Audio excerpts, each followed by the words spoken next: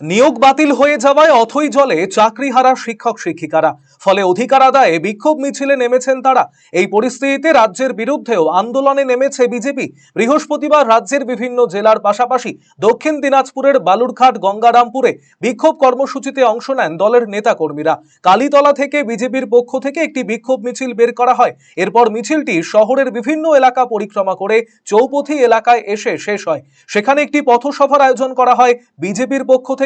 উপস্থিত ছিলেন বিজেপির জেলা সভাপতি স্বরূপ চৌধুরী সহ অন্যান্য নেতৃত্ব।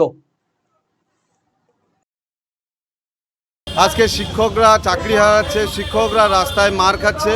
যে পুলিশ শিক্ষক সহ সমাজের মানুষকে রক্ষা করার যাদের উচিত, তারা তৃণমূলের ক্যাডার হয়ে কাজ করছে। যার নির্দেশে সেই মুখ্যমন্ত্রী পশ্চিমবঙ্গকে আজকে একদম শেষের পথে নিয়ে গিয়েছে। 26,000 শিক্ষকরা চাকরি হারিয়েছে।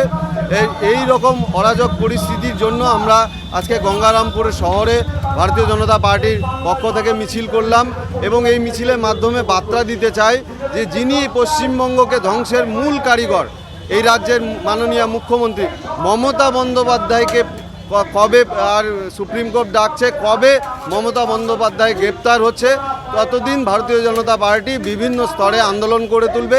কেননা ইনারই হচ্ছে কি অঙ্গুলি হেলনে আজকে পশ্চিমবঙ্গে এইভাবে শিক্ষকরা চাকরি হারাচ্ছে। রায়গঞ্জবাসীদের জন্য সুখবর, যারা দীর্ঘদিন ধরে পেটের সমস্যায় ভুগছেন তাদের জন্য রায়গঞ্জ দিশারিতে আসছেন ব্যাঙ্গালোরের প্রখ্যাত গ্যাস্ট্রোএন্টারোলজিস্ট ডাক্তার ইরশাদ আলী, HMD, DNB। এখন থেকে প্রতি মাসে নির্দিষ্ট দিনে ডাক্তারবাবুকে দেখাতে আজই যোগাযোগ করুন দিশারি হেলথ কেয়ার, উকিলপাড়া, রায়গঞ্জ শাখায়। যোগাযোগ করুন 7477785509 এই নম্বরে এবং 7477785512 এই নম্বরে।